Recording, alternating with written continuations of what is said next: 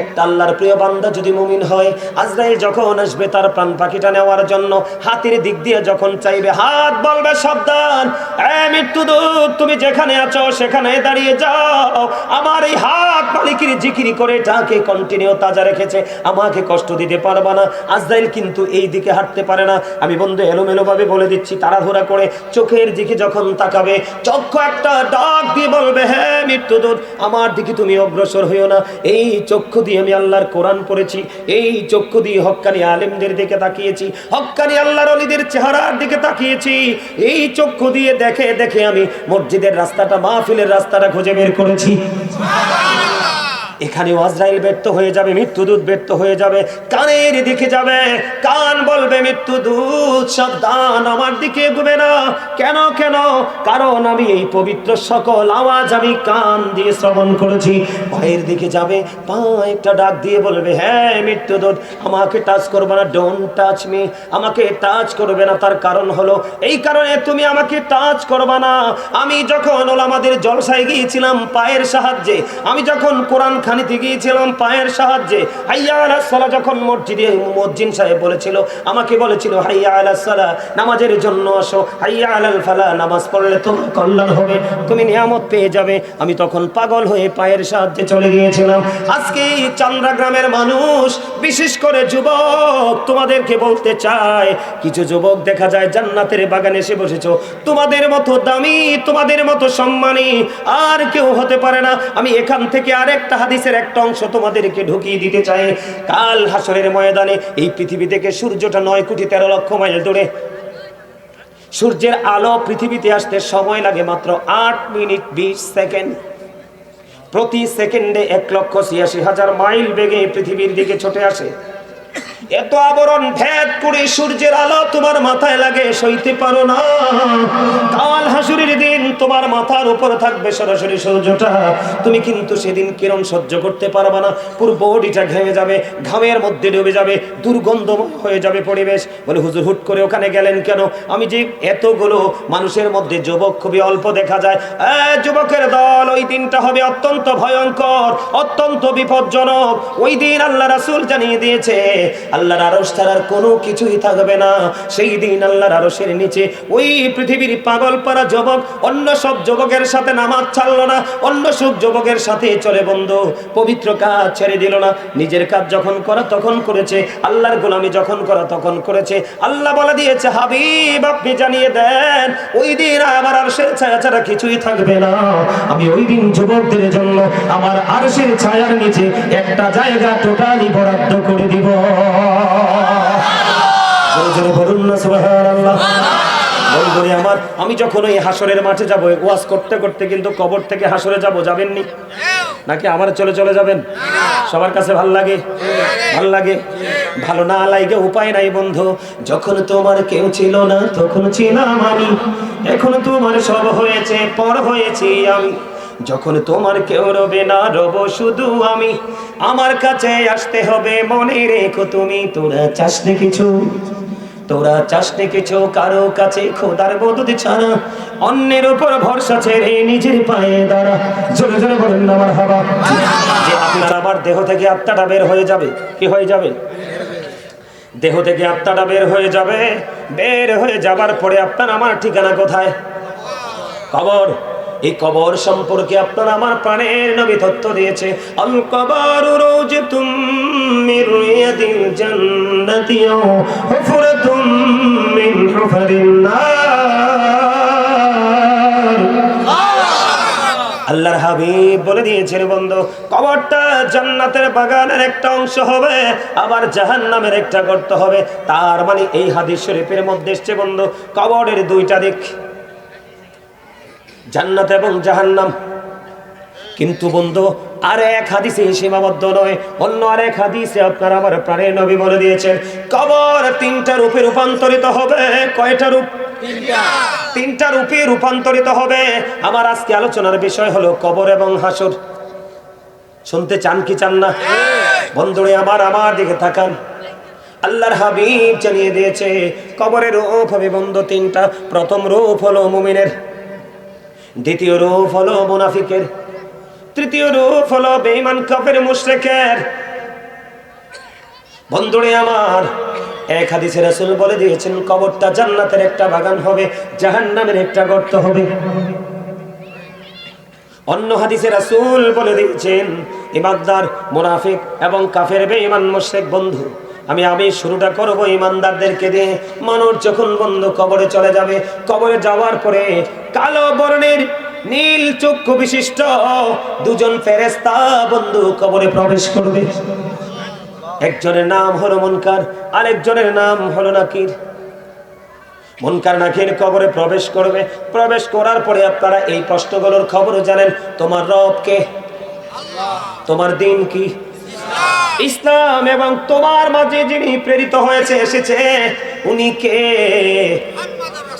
আপনি বলবেন আমি সাক্ষ্য দিচ্ছি যে আমার প্রাণের নবী হযরত মুহাম্মদুর রাসূলুল্লাহ সাল্লাল্লাহু আলাইহি ওয়াসাল্লাম আল্লাহর প্রিয়, আল্লাহর প্রেরিত বান্দা এবং আল্লাহর প্রিয় রাসূল। সাক্ষীটা যখন বন্ধু মুমিন দিয়ে দিবে, এটা কিন্তু মুমিনের নমুনা, কবর হাদিস শরীফের মধ্যে এসেছে। যখন তিনি উত্তর দিয়ে দিবে, বন্ধু উত্তরটা দিয়ে দেওয়ার পরেও ফেরেশতারা উত্তর দিবে আমরা জানতাম তুমি এমন উত্তর দিতে পারবা, সুবহানাল্লাহ। কি করবা? আমরা জানতাম তুমি এমন মধুময় জড়তাহীন ভাবে উত্তরটা দিয়ে দিতে পারবা, আমরা জানতাম। তখন ওই ফেরেশতা ওই মুমিনকে, আপনাদের মতো আমাদের মতো তারাই তো, মুমিনকে প্রশ্ন করবে তুমি এটা কেমন করে জেনেছ, তুমি এটা কেমন করে বুঝেছ? মুমিন উত্তর দিবে আল্লাহর কিতাব পড়ে আমি জেনেছি। বন্ধু সবচেয়ে বড় মজার খবর, যখন তিনি উত্তর দিয়ে দিবে একবারে কনফিডেন্সলি, যখন আনসারটা তিনি দিয়ে দিবে, তখন সঙ্গে সঙ্গে গায়েব থেকে আওয়াজ আসবে আমার বান্দা যা বলেছে সত্য বলে দিয়েছে, আমার বান্দা যা বলেছে সত্য বলেছে। বন্ধু সঙ্গে সঙ্গে আল্লাহ রাব্বুল আলামিন এই মর্মে পবিত্র কালামে হাকিমে তিনি বলে দিয়েছেন উইদ্দাত লিল মুত্তাকিন। আল্লাহ রাব্বুল আলামিন বলে দিয়েছেন মুত্তাকিনদের জন্য জান্নাত বরাদ্দ করে রেখেছে। বন্ধু আল্লাহর মনে রাখবেন, ওয়াজ ভুলে গেলে চলবে না। আল্লাহ রাসূল বলেছেন কবরটা কি হবে? জান্নাতের একটা বাগান হবে, জাহান্নামের একটা গর্ত হবে। ও বন্ধু, এই দু ব্যক্তি মুমিন, সেই ব্যক্তি আল্লাহ সম্পর্কে উত্তর দিতে পারলো, ইসলাম সম্পর্কে উত্তর দিতে পারলো, কিন্তু রাসূল সম্পর্কে তিনি উত্তর দিতে পারলো না, তাহলে তিনি কখনোই মুমিন হতে পারবে না। তখন বন্ধু গায়েব থেকে আওয়াজ আসবে, গায়েব থেকে আওয়াজ আসবে, তার কবরটা বন্ধু সঙ্গে সঙ্গে আমার দিকে তাকান, দৈর্ঘ্যে দৈর্ঘ্যে এবং প্রস্থে 70 গুণ বন্ধু প্রশস্ত হয়ে যাবে। দৈর্ঘ্যে এবং প্রস্থে 70 গুণ কবরটা প্রশস্ত হয়ে যাবে। আল্লাহ রাব্বুল আলামিন অর্ডার করবে আমার এই বান্দার কবরটাকে নূরের বাগান করে দাও, কবরটাকে নূরে গুলজার করে দেওয়া হবে। ও বন্ধু, নূর দিয়ে আলোকিত করা হবে। নূর বললেও এখন অনেক মৌলবী আছে বোঝে না, কারণ তাদের ভালো পড়াশোনা নাই। কথা বল না কেন? আমি ভুল বলছি? নূর শব্দটা ইউজ করলে মনে হয় যে তাদের উপরে তাল গাছের আগাটা ভাঙ্গে পড়ছে। কথা বলেন না কেন? আমার কাছে মনে হয় বটতলাতে গিয়েছে, হঠাৎ করে বন্ধু বট গাছের ডাল একটা তার মাথায় ভেঙে পড়েছে। নূর বললে মাথা খারাপ হয়ে যাবে। রাখেন, নূর হলো আরবি শব্দ, বাংলাতে এটাকে বলা হয় আলো, ইংলিশে এটাকে বলা হয় লাইট। প্রত্যেকটা পবিত্র কাজই নূর। আপনার আমার প্রাণের নবী নূর, কোরআন এসেছে আপনার আমার কাছ থেকে, এটাও নূর। একটা মানুষ জীবনে কোনো মন্দ কাজ করে না, শুধু ভালো দিকে হাঁটে, ওই রাস্তাটাও তার জন্য নূরের রাস্তা। একটা মানুষ হলো বোকা, আর একটা মানুষ হলো বুদ্ধিমান, বিবেকবান। আল্লাহ রাব্বুল আলামিন বলে দিয়েছে, আল্লাহর হাবিব জানিয়ে দিয়েছেন, বন্ধু যার বিবেক আছে ওই বিবেকটাকে আল্লাহ রাসূলের ভাষায় নূর বলা হয়েছে। তার মানে সে তো সারা জীবন আলোকিত জায়গায় হেঁটেছে, আলোকিত পথে হাঁটেছে, আল্লাহর প্রিয় গোলামদের সাথে প্রেমের ডুরি লাগাইছে। আল্লাহ রাব্বুল আলামিন অর্ডার করে দিবে, বলবে আমার ওই বান্দার কবরটাকে তুমি জান্নাতের টুকরা বানায়া দাও, নূরি নূরান্বিত করে দাও, নূরের আলোতে আলোকিত হয়ে যাবে। বন্ধু কবরটা দৈর্ঘ্যে এবং প্রস্থে 70 গুণ চওড়া হয়ে যাবে। দেখেন মুমিনের পাওয়ারটা কেমন হবে। মুমিন কিন্তু পৃথিবীর বুকে মাইর খাবে, পৃথিবীর বুকে অসৎ মানুষ দ্বারা লাঞ্ছিত হবে, পৃথিবীর মানুষ দ্বারা অপমানিত হবে, মিথ্যাবাদীদের দ্বারা তার সত্যটাকে ধামাচাপা দিয়ে দিবে। এই জন্য আল্লাহর হাবিব জানিয়ে দিয়েছে বন্ধু, আল্লাহর হাবিব বলে দিয়েছেন, আর দুনিয়া সিজদুল মুমিন জান্নাতুল কাফির। মুমিনের জন্য দুনিয়া হলো একটা কারাগার, মুমিনের জন্য দুনিয়াটা হলো একটা জেলখানা, মুমিনের জন্য এই পৃথিবীটা হলো একটা প্রতিকূল পরিবেশ। বন্ধু, মুমিনের জন্য কবর হলো পুরোটাই অনুকূলে। বুঝেননি ওয়াজ? বুঝেননি আমাকে? আপনারা কি আমার পছন্দ করেন নাই? পছন্দ তো না করারই কথা। প্রথম দেখায় কি কাউকে ভালো লাগে? লাগে না। যারা চালাক তারা প্রথম দেখাই ভালোবাসতে পারে, আপনও করে নিতে পারে। আর যারা বোকা তারা 1000 বার দেখলেও ভালোবাসবো কিনা সেটাই স্থির করতে পারে না। ঠিক না ঠিক? ঠিক না ঠিক? রাসূলকে মহব্বত করেন না? সবাই করেন। আল্লাহরে সারাদিন ডাকলে লাভ হইতো না, লা ইলাহা ইল্লাল্লাহ আজীবন বলবেন, কাম হইতো না। আল্লাহ কয় মুহাম্মদ রাসূলুল্লাহ কইতে হইব লগে, নাইলে লা ইলাহা ইল্লাল্লাহর কোনো দাম নেই। বন্ধুরে আমার, দেখেন মুমিনের মর্যাদা, দেখেন মুমিনের ইজ্জত দেখেন বন্ধু। মুমিন যখন মৃত্যুবরণ করার সময় হয়, হাদিস শরীফের মধ্যে সেই মৃত্যুর সবচেয়ে কম যন্ত্রণা হলো 1000 তলোয়ার মারার আঘাতের সমান। তাহলে এতে বোঝা যায় মৃত্যুর যন্ত্রণাটা অত্যন্ত বিকট হবে। হাদিস শরীফের মধ্যে এসেছে, যখন মুমিনের মৃত্যুর সময় হয়, জান্নাতের খাদেম জান্নাতের মধ্য থেকে আল্লাহ রাব্বুল আলামিন আল্লাহর রহমতের ফেরেশতাদেরকে দিয়ে জান্নাতি পোশাকগুলো বন্ধু মুমিনের সামনে তুলে ধরে। মুমিন তখন এই জান্নাতের পোশাক দেখে পাগল হয়ে যায়। মালিক, কখন আমি এই পোশাকটা পরব? মালিক জানিয়ে দিয়েছে, যতক্ষণ পর্যন্ত তোমার এই দেহের মধ্যে প্রাণ পাখি থাকবে ততক্ষণ এই পোশাক পরা যাবে না। যখন তুমি মৃত্যু নামক স্বাদ গ্রহণ করবা তখন থেকে তোমার জন্য এই পোশাকটা বরাদ্দ। বন্ধু, মুমিনের দুঃখ, মুমিনের যন্ত্রণা, মুমিনের কষ্টটাকে লাঘব করার জন্য আল্লাহর হাবিব ফেরেশতাদেরকে নিয়ে জান্নাতি নাজ নেয়ামত, জান্নাতি পোশাক দেখিয়ে দিবে। তারা জান্নাতের পোশাকের দিকে তাকিয়ে থাকবে, বিকুল হয়ে যাবে পোশাকের জন্য। এই দিক দিয়ে তারা প্রাণ পাখিটা নিয়ে যাবে। মুমিন কোনো কিছুই অনুভব করতে পারবে না। এটা আমার কথা নয় বন্ধু, আমি আপনাদেরকে বলি, হযরতে আলকামা রাদিয়াল্লাহু তাআলা আনহু ওনার আপন ভাতিজার মৃত্যুর সময়ে গেলেন। সকল মানুষ তার মৃত্যুর অন্তিম শয্যা দেখে কান্নাকাটি করে, কিন্তু হযরতে আলকামা কান্দে না। তার বডির দিকে তাকালেন, তাকাইয়া তিনি হাসতেছেন। তিনি হাসের কারণ কি? আপনি হাসছেন কেন? একটা মানুষ চলে যাচ্ছে, মানুষ চলে যাওয়ার সময় তো মানুষ হাসতে পারে না, শত্রু হলেও একটু হলেও দুঃখ লাগে। এবার হযরতে আলকামা রাদিয়াল্লাহু তাআলা আনহু তিনি ডেকে ডেকে বললেন, আমার হাসার কারণ হলো, আমি বেশি বেশি খুশি হওয়ার কারণ হলো, যেই ব্যক্তির মৃত্যুর সময় আমি তার কাছে এসেছি, আমি চাইয়া দেখলাম তার শরীরের মধ্যে কি দেখা যায়? চিকন একটা ঘাম দেখা যায়। ও বন্ধু, আমার নবীজি জানিয়ে দিয়েছে, মুমিনের চিকন ঘামের সাথেও তার প্রাণ পাখি বের করা হয়। জোরে জোরে বলেন না সুবহানাল্লাহ। মুমিনদের নিয়ামতের বন্ধু অভাব নাই। আমি আপনাদেরকে আর একটা মজার খবর দেই, দিব কি দিব না?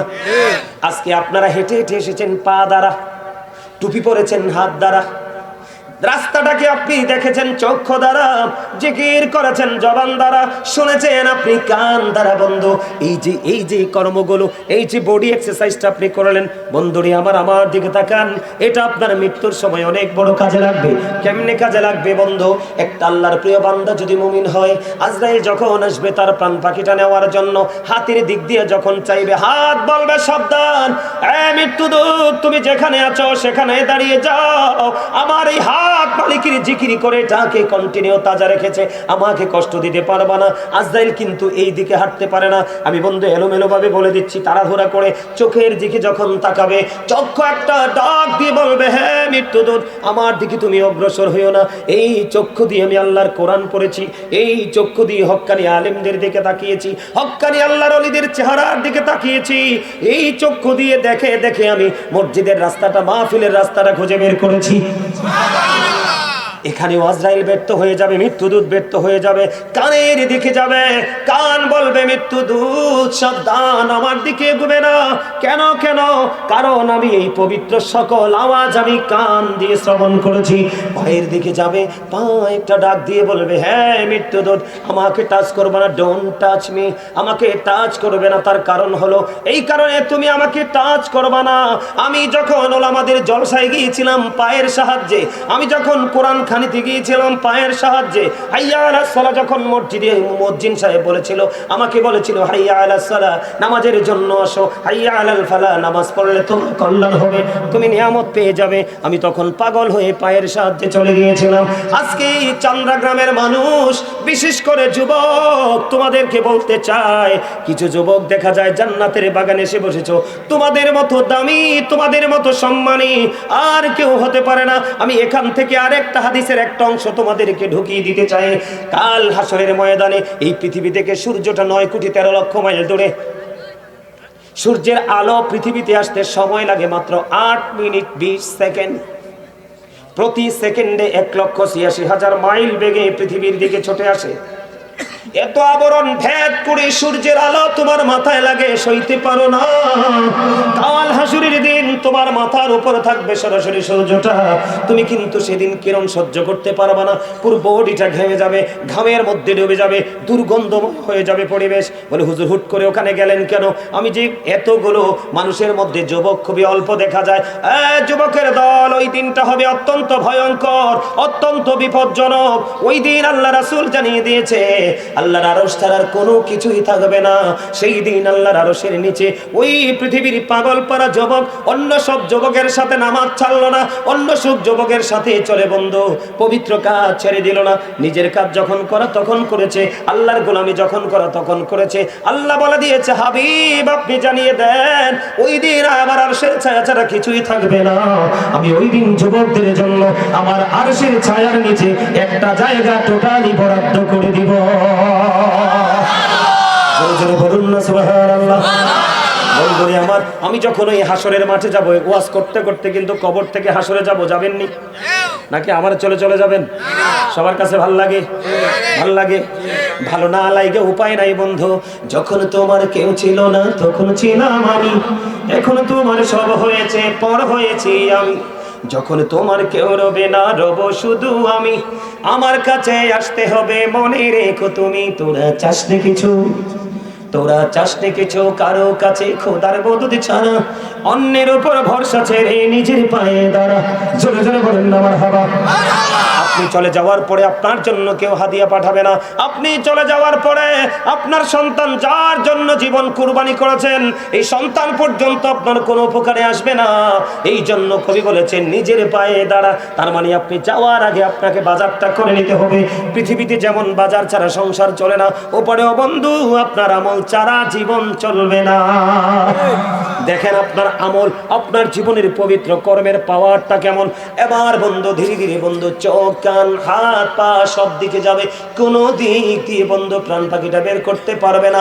আজরাইল একটা ডাক দিয়ে বললে, আল্লাহ তোমার বান্দা এটা কেমন পাওয়ারফুল বান্দা গো, আমি হাজার চেষ্টা করার পরেও আমি তার বডির কোন জায়গা দিয়ে ঢুকতে পারতেছি না গো আল্লাহ, আমি তার প্রাণ পাখিটা কেমন করে বের করব।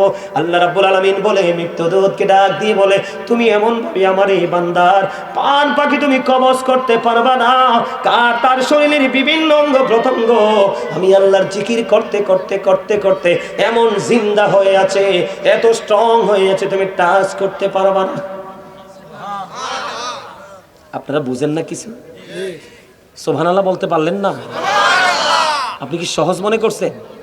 আপনারা জানেন আজরাইল কি জানেন? আল্লাহ স্রষ্টা, আল্লাহ রাব্বুল আলামিন স্রষ্টা। স্রষ্টার পরে সৃষ্টির মধ্যে যদি সবচেয়ে বেশি সৃষ্টির মধ্যে কোনো কিছু ভয়ঙ্কর থাকে সেটা হলো আজরাইল। আজরাইলের চাপটা কেমন জানেন? আমার নবী যখন চলে যাবে, নবীজির বুক মুবারকের উপরে আজরাইলের ডানার কিছু অংশ রেখেছিলেন। আমরা হাত বলি আর কি, সহজে বোঝানোর জন্য। কি বলি? আমার নবীজির বন্ধু অনেক বেশি ভারী মনে হলো। আমার নবীজি একটা ডাক দিয়ে বলল, আজরাইল তুমি আমার বুকের উপর কি রেখেছো? এবার আজরাইল একটা ডাক দিয়ে বলল, ইয়া রাসূলুল্লাহ ইয়া হাবিবাল্লাহ, নবী গো, ও প্রাণের নবী, আমার ধরেন আমি এক্সাম্পল স্বরূপ হাতের কিছু অংশ রেখেছি। রে আজরাইল, আমি নবীর কাছে মনে হয় আমার কাছে যদি আসমান জমিনের সব কিছু যদি তুলে দেওয়া হতো রে, আমি নবীর কাছে এত কষ্ট করে মনে হতো না। তোমার হাতের ছোঁয়া আমার কাছে এত কষ্ট করে মনে হয়। রে আজরাইল, আমার উম্মত গুলো ধীরে ধীরে দুর্বল হয়ে পড়বে। আমার এই গুনাহগার উম্মত গুলো তোমার এই নির্যাতন কেমন করে সহ্য করবে? রে আজরাইল, আমার গুনাহগার উম্মতের মৃত্যুর যন্ত্রণাটাও তুমি আমাকে দিয়ে দাও, কারণ আমার উম্মত গুলো সহ্য করতে পারবে না। আর এই উম্মত গুলো এখন নবীজির দোষ ত্রুটি খোঁজে। কথা বলেন না কেন? এই জন্য আমি আপনাদেরকে বলে দিতে চাই বন্ধু, আমার আলোচনাটা অন্যদিকে ঘুরে যাবে। আমার সময় বন্ধু অনেক সময় লাগবে, কিন্তু এত সময় আমি দিতে পারবো না। এবার কি করলেন? এবার আল্লাহর কাছে দরখাস্ত দিলেন। আল্লাহ রাব্বুল আলামিন একটা ডাক দিয়ে বলে, আজরাইল তুমি জান্নাতে চলে যাও। জান্নাতে একটা ফল আছে, স্যাপ ফল। এতটাই সুগন্ধময়, এতটা সুঘ্রাণ, যে ঘ্রাণ আপনার হৃদয়ে লাগলে বন্ধু, আপনার নাকের সামনে লাগলে পুরো বডি শান্ত হয়ে যাবে, ভিতরের পার্টস গুলো পুরো শীতল হয়ে যাবে। তুমি জান্নাতে চলে যাও, জান্নাত থেকে ফলটা নিয়ে আসো। আসার পরে আমার ওই প্রিয় বান্দা মুমিন বান্দার কবরে যাবে, মুমিন বান্দার সামনে যাবে, ফলটা তার চোখের সামনে ধরবা, ধরার পরে তার ভিতরে রুহতে তার গ্রানটা ভিতরে যাবে। তুমি দেখতে পাবে মনে হয় যেন তার ভিতর থেকে পানি বের হচ্ছে, এইরকম কিছু একটা দেখা যাবে। আর ওই গানের সঙ্গে সঙ্গে বন্ধুরে আমার মুমিনের প্রাণ পাখিটা বের হয়ে আসবে। জোরে জোরে বলেন না সুবহানাল্লাহ। সবচেয়ে বড় মজার খবর আপনারা খেয়াল করেন বন্ধু, বিশেষ করে যুবক, হৃদয় খুলে শোনো, হৃদয় জানালা তোমরা সবাই খুলে দাও, কারণ বর্তমান প্রজন্মের যুবকরা ম্যাক্সিমামই পথভ্রষ্ট। বর্তমান প্রজন্মের যুবকরা ম্যাক্সিমামই নষ্ট। আপনারা আমাকে বকা দিতে পারেন, বলে হুজুর কেন গো? এটার কারণ হলো শুধু ইহুদি নাসারা বেঈমান কাফেরকে ফলো করার কারণে। আজকে তোমরা দেখো, মুসলমানের দেশে থেকে একজন মুসলমানকে একজন বেঈমান মেরে ফেলেছে, কোনো বিচার হয় না। তুমি ভারতের বর্ডারে তাকিয়ে দেখো, মুসলমানকে মারার জন্য বেঈমান কাফেরেরা কেমন করে অনুপ্রবেশ করতে চায়। আর তোমরা মুসলমান হয়ে বেঈমান কাফেরের সংস্কৃতিকে লালন করছো। কত বড় লজ্জার, কত বড় অপমানের, কত বড় দুর্বিষহ হতে পারে। আমি তোমাদেরকে বলে দিতে চাই, তোমরা একটু ফিরে আসো, একটু বোঝার চেষ্টা করো। তাদের ধর্মের মধ্যে কিছুই নাই, যত নিয়ামত আছে তোমার আমার ধর্মের মধ্যে। কথা বলে না? কারণ তাদের ধর্মের স্রষ্টা হলো শয়তান, আর আপনার আমার ধর্মের স্রষ্টা হলো আপনার আমার মালিক। আল্লাহ বলেছেন ইন্নাদ-দীনা ইনদাল্লাহিল ইসলাম। আল্লাহ বলেছেন ইসলাম আল্লাহর মনোনীত ধর্ম, এটার মধ্যে রয়েছে আপনার আমার পরিপূর্ণ এবং পূর্ণাঙ্গ জীবন ব্যবস্থা। আল্লাহ রাব্বুল আলামিন বলেছে তোমরা ইসলাম ধর্মের সুশীতল ছায়াতলে চলে আসো, কারণ কবি বলেছেন Islam is not only a religion but also complete code of life. পরিপূর্ণ এবং পূর্ণাঙ্গ জীবন ব্যবস্থা ইসলামের মধ্যে রয়েছে, আর সেই ইসলামের নির্যাস হলো আপনার আমার প্রাণের নবী। জোরে জোরে কন্যা সুবহানাল্লাহ। মুমিনের সামনে এসে ফলটা ধরা হবে, সুগ্রাম তার ভিতরে যাবে, এমনি করে করে বন্ধু তার রূহটা বের হয়ে আসবে। তার রূহটা বন্ধু কবরে নিবে না, আগে আল্লাহর প্রিয় বান্দার রূহটা আগে নিয়ে যাবে বন্ধু আসমানের দিকে। নেওয়ার পরে আসমানের দরজা খুলে দেওয়া হবে। সুবহানাল্লাহ বলেন না? আসমানের দরজাটা খুলে দেওয়া হবে, তখন আসমানবাসী বলবে এখানে তো ওনার থাকার জায়গা না, তার বডিটা কবরে নিয়ে যাচ্ছে, তার রুহুটা ওখানে নিয়ে যাও। বডি যখন কবরে রাখা হবে, রুহুটা ওইখানে বন্ধ নিয়ে যাওয়া হবে। এই জায়গার মধ্যে একটু আগে আমি আপনাকে বলেছি, ফেরেশতাদের প্রশ্নের জবাব দিয়ে দিবি মুমিন, একদম কনফিডেন্স নেই, কোনো ধরনের কোনো প্রতিকূলতা থাকবে না। আরেকটা জায়গায় মজার খবর দেখেন, মুমিন নিয়ে আমি আলোচনা করছি বন্ধু। মুমিন যারা, মুমিনের জন্য আরেকটা বড় মজার খবর হলো, আল্লাহ রাব্বুল আলামিন সূরা বাকারাতে বলে দিয়েছেন ইনদা রাব্বিহিম ইউরযাকুন। আল্লাহ রাব্বুল আলামিন বলে দিয়েছেন মুমিনের জন্য আল্লাহ রাব্বুল আলামিন জান্নাতি খাবার বরাদ্দ রেখেছে। পৃথিবীর সবাই জানে 3.5 হাত মাটির ঘরে পড়ে আছে, কিন্তু সেই প্রেমের খবর তো কেউ জানে না, একমাত্র আপনার আমার মালিক ছাড়া। বন্ধুরে আমার মজার খবর আমি আপনাদেরকে বলি, মুহাম্মদ ইবনে নসর রাদিয়াল্লাহু তাআলা আনহুর বাবা, মানুষ যখন মারা যায়, মানুষের জানাজায় অংশগ্রহণ করতে পারলে তিনি খুশি হতেন। একদিন এক ব্যক্তির জানাজায় তিনি চলে গেলেন। জানাজায় চলে যাওয়ার পরে তিনি দেখতে পেলেন আল্লাহর একজন প্রিয় বান্দা, ওনাকে যখন কবর দেওয়া হলো সকল মানুষ ধীরে ধীরে চলে গেল। মুহাম্মদ ইবনে নসর রাদিয়াল্লাহু তাআলা আনহুর বাবা ওই কবরের পাশে বন্ধু দাঁড়িয়ে রইলেন। খেয়াল করবেন গভীর মন দিয়ে। ও বন্ধু, চান্দ্রাগ্রাম আমার ভাই, চান্দ্রাগ্রামের আমার ভাই, আমার বাবা গো, আমার মা, আমার বোনদের কি বলবো, হৃদয় খুলে শোনো। আল্লাহ রাসূলের প্রেমিক হতে পারলে কত নিয়ামত পাওয়া যায়। এবার কি করলেন, ধীরে ধীরে ধীরে ধীরে সকল মানুষ চলে যাচ্ছে। মুহাম্মদ ইবনে নসর রাদিয়াল্লাহু তাআলা আনহুর বাবা এই কবরের পাশে তিনি দাঁড়িয়ে আছেন। হঠাৎ তিনি দেখতে পাইলেন লাশটা কবরে রাখা হলো। রাখার পরে তিনি দেখতে পাইলেন জিন্দা যেন দুইটা মানুষ এই কবরটার মধ্যে প্রবেশ করতেছে। আল্লাহু আকবার বলেন না, আরো জোরে বলেন না, আল্লাহু আকবার। মুহাম্মদ ইবনে নসর রাদিয়াল্লাহু তাআলা আনহুর বাবা তিনি মনে মনে চিন্তা করতেছেন, এমন গল্প জীবনে দেখা তো তার দূরের কথা কোনোদিন শুনিনি। কি আশ্চর্য ধরনের ব্যাপার, কিছুক্ষণ হলো ডেড বডি কবরে রাখা হলো, কিন্তু তার কবরের মধ্যে কি দেখা যায়, তার কবরের মধ্যে দেখা যায় জিন্দা মানুষ যেন প্রবেশ করে। এটা কি আশ্চর্য ধরনের ব্যাপার। এবার তিনি কি করলেন, কবরের পাশে দাঁড়াই রইলেন। কিছুক্ষণের মধ্যে হঠাৎ করে চাইয়া দেখলেন ওই একজন বের হয়ে গেল। ওনাকে তিনি কথা বলতে পারলেন না। আরো একজন এখনো পর্যন্ত কবরে বসে আছে। ওই ব্যক্তি কি করলেন, ওই নব্যজনীকে দাফন করা হয়েছে আল্লাহর প্রিয় বান্দা, ওনার কবরের পাশে দাঁড়াইয়া দাঁড়াইয়া 10 বার সূরা ইয়াসিন, 10 বার সূরা মুলক তিনি তিলাওয়াত করলেন। সূরা ইয়াসিন 10 বার, সূরা মুলক 10 বার তেলাওয়াত করে আল্লাহ রাব্বুল আলামিনের দরবারে দরখাস্ত করে দিলেন, মালিক আমার সামনে রহস্যকর দৃশ্য আমি দেখতে পাই, আমি সেই রহস্যটা উদ্ঘাটন করতে চাই। আল্লাহ, এই যে দুইজন মানুষ এই কবরের মধ্যে ঢুকলো, কেন ঢুকলো, কি বা তাদের পরিচয় আমি কিছু বুঝি না, আমার জানতে বড় মনে চায়। এবার বন্ধু কি করলেন, তিনি যখন দোয়া করা শেষ করলেন হঠাৎ করে তিনি চাইয়া দেখলেন নতুন কবরটা কিছুক্ষণ আগে লাশ দাফন করা হয়েছে, কবরটা সঙ্গে সঙ্গে ফাইটা দুইটা টুকরা হয়ে গেল। কবর যখন ফাইটা দুইটা টুকরা হয়ে গেল বন্ধু, এবার তিনি দেখতে পাইলেন ওই যে দুইজন এসেছিল, একজন আগে চলে গেছে, এখনো পর্যন্ত তিনি এখানে অবস্থান করতেছে। ওনাকে প্রশ্ন করা হলো, কে গো আপনি, কি আপনার পরিচয়? একজন চলে গেল, আপনি এখনো পর্যন্ত কবরে আছেন। এবার তিনি উত্তর দিলেন, আমি আলোচনা করব মুনাফিক। আল্লাহ রাব্বুল আলামিন, আল্লাহর হাবিব বলেছেন ঈমানদাররা আমি নবীকে ভালোবাসবে, মুনাফিক কখনোই আমি নবীকে ভালোবাসবে না। যেমন एग्जांपल আমি আপনাদেরকে দিই, আমি নবীকে মহব্বত করে দুরূদ পড়লাম, আপনি বললেন বেদাতি। আসলে আমার সাথে তার কোনো শত্রুতা না, আমি যদি নবীর দুরূদ না পড়তাম সে আমাকে বেদাতি বলতো না। মূলত দুশ্মনীটা নবীর সাথে আমার সাথে না, এতে বোঝা যায় সে ইমানদার নয়। আমি আপনাদেরকে বুঝাই, আমি মহব্বত লাগলো নবীকে দাঁড়ায় সালাম দিলাম, কি দিলাম, আপনার ভালো না লাগলে আপনি দিয়েন না, কিন্তু আমি নবীকে সালাম দিলাম, আপনি বললেন সে বেদাতি। আমি নবীকে ভালোবেসে নবীর কদমে সালাম দিলাম, তুমি আমাকে নবীর মহব্বতের উম্মত বলতে পারলা না, তুমি আমাকে বেদাতি বলে কি করলা, তুহমত দিয়ে দিলা। তো এখানে আমি মুনাফিক ছাড়া তোমাকে কিছুই বলবো না। আমি আজকে বলি আপনাকে, কোরআন শরীফে সূরা ফাতির 9 নম্বর আয়াত খুলে দেখবেন, আল্লাহ বলেছেন তুআজ্জিরুহু ওয়া তুআক্কিরুহু, আল্লাহ বলেছেন help him and respect him. আল্লাহ রাব্বুল আলামিন বলে দিয়েছেন, তো আল্লাহ বলেছেন তোমরা আমার হাবিবকে সাহায্য করো এবং সম্মান করো।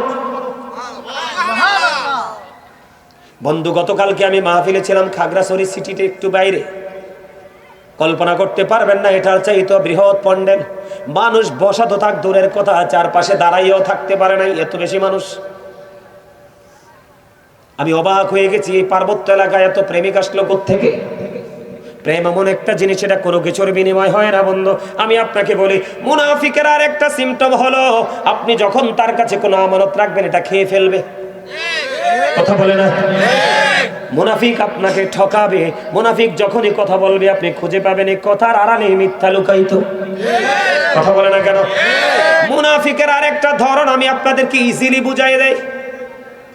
আপনার কাছে আসলেও বলবে হ্যাঁ, আমার কাছে আসলেও বলবে হ্যাঁ, আমার চাচার কাছে আসলেও বলবে হ্যাঁ, ওই চা দোকানে গিয়ে বলবে হ্যাঁ, মসজিদের ইমাম সাহেবের কাছে গিয়েও বলবে হ্যাঁ, সুদখোরের কাছে গিয়েও বলবে হ্যাঁ। তার মানে পটেটো, আলু দেখেন গোস্ত দিয়েও খাওয়া যায়, খাওয়া যায় না, মাছ দিয়েও খাওয়া যায়।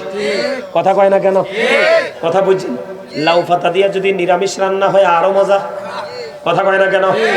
বন্ধু পটেটো মার্কা মুসলমান, এগুলাই হল মুনাফিক। না তার জীবনে কোথাও নাই বিরিয়ানি দিবেন হা, চা দিবেন হা, মিশা কইবে হা, এই সব জায়গায় হা। এই জন্য আল্লাহ বলেছেন সাবধান, প্রকাশ্য ইমানদার হলো অনেক বেটার। প্রকাশ্যে যারা কাফের বেঈমান এরাও তাদের জায়গায় অনেক বেটার, কারণ তোমার প্রকাশ্য শত্রু। কিন্তু মুনাফিক এত বড় বদ, এত বড় খারাপ, এত বড় জঘন্য, বন্ধুরূপে এসে তোমাকে সবল মারবে, কৌশল বোঝে। এই জন্য মুনাফিক বড় ভয়ঙ্কর। আল্লাহ রাব্বুল আলামিন পবিত্র কালামে হাকিমে বলেছে ইন্নাল মুনাফিকিনা ফিদ দারকিল আসফালি মিনান নার। আল্লাহ রাব্বুল আলামিন বলেছেন the hypocrites will be in the lowest place of hell. আল্লাহর হাবিব আল্লাহ বলেছেন মুনাফিকরা জাহান্নামের একেবারে সর্বনিম্ন স্তরে থাকবে, মানে জাহান্নামের লোকাল প্লেস, একবারে নিকৃষ্ট জায়গায় থাকবে। বন্ধুরে আমার, মুমিনের সাথে কথোপকথন হলো, মুমিনের জন্য কবরটা জান্নাত হয়ে গেল, দৈর্ঘ্যে প্রস্থে 70 গুণ চওড়া হয়ে গেল, নূরের আলোয় আলোকিত হয়ে গেল। তখন আল্লাহর প্রিয় বান্দা ডাক দিয়ে বলবে, ও ফেরেশতারা রে, আমাকে একবার পৃথিবীতে চলে যেতে দাও। কয় কেন কেন কেন? কয় আমার বউ, আমার বাচ্চা, আমার নাতি নাতকুর প্রিয়জন তো কান্দে, আমি তাদেরকে একটু বলে আসবো আমি ভালো আছি। এবার ফেরেশতারা বলবে না না, তুমি আর ফিরে যেতে পারবা না। আল্লাহ রাব্বুল আলামিন অর্ডার দিয়ে দিয়েছে, তুমি নতুন দুলার মতো ঘুমিয়ে যাও, ওই পর্যন্ত তুমি ঘুমিয়ে থাকবা, ওই পর্যন্ত তুমি নতুন বরের মতো ঘুমিয়ে যাবে। একটা চোর হোক, একটা গুন্ডা হোক, একটা বদমাইশ হোক, একটা চরিত্রহীন মানুষ, ক্যারেক্টারলেস ম্যান হোক, যদি আপনার বাড়িতে বর সেজে আছে, যে সবচেয়ে বেশি সম্মানী। কথা কয় না? আমি আপনাদেরকে একটা এক্সাম্পল দিলাম, বুঝলেন না কথাটা? বরের সম্মান কম না বেশি বিয়ের দিন? বর এবং কনেকে ঘিরে হাজার হাজার মানুষ আসে, হাজার রঙে রঙিন করে সাজানো হয়, ঠিক কিনা বলে? আল্লাহর হাদিস শরীফের মধ্যে এসেছে, আল্লাহর হাবিব বলেছে তুমি নতুন বরের মতো ঘুমিয়ে যাও। তখন আল্লাহর প্রিয় বান্দাকে নতুন বরের মতো ঘুম পাড়িয়ে চলে যাবে। জোরে জোরে কন্যা সুবহানাল্লাহ। আমার সেকেন্ড টাইম যে এটা হাদিস শরীফের ভাষা আমার না, মুনাফিকের কাছে যাবে, আল্লাহ সম্পর্কে উত্তর দিয়ে দেবে, ইসলাম সম্পর্কে সে মোটামুটি উত্তর দেবে, কিন্তু রাসূল সম্পর্কে যখন প্রশ্ন করা হবে, রাসূল সম্পর্কে প্রশ্ন করার পরে সে সঠিক উত্তর দিতে পারবে না। তুমি রাসূল সম্পর্কে কি বলবা? বলো তোমার মাঝে যিনি এসেছিল, তোমাদের মাঝে যিনি এসেছিলেন, ওনার সম্পর্কে তোমার কি ধারণা? কয় আমার স্পেসিফিক কোনো ধারণা নাই। তাহলে তোমার ধারণাটা কি? আমার ধারণা হলো মানুষ যেটা বলতো আমিও সেটা বলতাম, তার নাম হলো বন্ধু মুনাফিক। বন্ধুরে আমার, ওই মুনাফিক নবী সম্পর্কে সঠিক তথ্য দিতে পারবে না। গায়েব থেকে সঙ্গে সঙ্গে ওই ইমানদারের মতো আওয়াজ আসবে, ও বন্ধু আমি জানতাম তুমি এমন উত্তর দিবা। গায়েব থেকে সঙ্গে সঙ্গে আওয়াজ আসবে, ও মাটি মাটি মাটি রে। ও বন্ধু, তার মানে হলো কবর। কবরকে আল্লাহ রাব্বুল আলামিন একটা ডাক দিবে, ডাক দিয়ে বলবে মাটি, এই মুনাফিককে তুমি এমন ভাবে চাপ দাও। ও বন্ধু, মুনাফিককে এমন ভাবে চাপ দিবে, আমার দিকে তাকান, কেউ রাগ করিয়েন না, আমি কারো শত্রু নই, আমি হলাম আপনাদের বন্ধু। মাটি চাপতে থাকবে, তোমার হাড় একটার মধ্যে একটা ঢুকতে থাকবে, খোল খোলা হবে, আবার ঢুকানো হবে, এমনি করে করে বন্ধু ওই পর্যন্ত তোমাকে থাকতে হবে। সবচেয়ে বড় দুঃখজনক কথা হলো বন্ধু, লা ইয়ামুতু, আল্লাহ বলেছেন people will not die that day, সেদিন মানুষ মরতে পারবে না। আল্লাহ বলেছেন ফিহা ওয়ালা ইয়াহইয়া, people will not be able to live that day, আল্লাহ বলেছেন সেদিন মানুষ বাঁচতেও পারবে না। আল্লাহ বলেছেন ওয়াহু মান হাবিয়া গায়বিন, আল্লাহ রাব্বুল আলামিন বলেছেন people will not be able to escape that day, সেদিন মানুষ সেখান থেকে পালাইতেও পারবে না। খেয়াল করছেন বিষয়? একটু গভীরভাবে খেয়াল করছেন? ধরবে খুব শক্তভাবে, হিসাবও নিবে,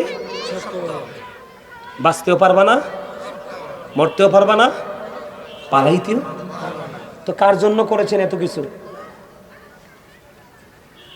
কার জন্য করেছেন? সন্তানের জন্য না? নামাজ পড়েন নাই, রোজা করেন নাই সন্তানকে কোটিপতি বানাই দেওয়ার জন্য? আল্লাহ রাসূল বলেছে একটা সন্তানকে সুশিক্ষায় শিক্ষিত করার চাইতে এর চেয়ে বড় সম্পদ আর কোনো পিতামাতা সন্তানকে দিতে পারে না। বাবা মার পক্ষ থেকে সবচেয়ে বড় সম্পদ হলো সন্তানকে সুশিক্ষায় শিক্ষিত করা। ঠিক না ঠিক? আরো জোরে বলেন। শিক্ষিত করবেন নি? করতে হলে তো আলেম লাগবে, আলেমদের কাছে যেতে হবে, এছাড়া উপায় নাই। আর এখন তো যে মোল্লা মুন্সি বের হয়েছে, দরিদ্র বাচ্চা ফতুয়া দেয়, ঠিক কিনা ঠিক? সাবধান থাকতে হবে। নবীজি বলে গেছে কিয়ামতের আগে পৃথিবীতে সবচেয়ে নিকৃষ্ট মানুষ হবে আলেমরা। তারা দুনিয়ার জন্য, স্বার্থের জন্য লোভে পড়ে মন গড়া ফতোয়া দিয়ে দিয়ে সাধারণ মানুষকে ধ্বংস করে দিবে। আপনাদের একটা রাস্তা চিনার সহজ উপায় হলো, যার সিনাই নবীর প্রেম আছে তারাই হলো হক্কানি। আপনারা দেখেন, আমার দিকে তাকান, আমি মাঝখান দিয়ে একটু কথা বলি। সম্মানিত উপস্থিতি, ময়মনসিং মুর্শিদপুর একটা দরবার শরীফে হামলা হয়েছে, দেখছেন নি? তারাও তো আলেম, তাদের মাথায়ও কিন্তু টুপি আছে, তাদের মাথায়ও কিন্তু দাড়ি আছে, তাদের হাতে কি আছে? লাঠি আছে। আমার জন্মের পরে আমি এমন ইতিহাস দেখিনি। এদের থেকে সাবধান থাকবেন। এরা নাকি আবার নির্বাচন করবে, দেশের ক্ষমতায় আসবে।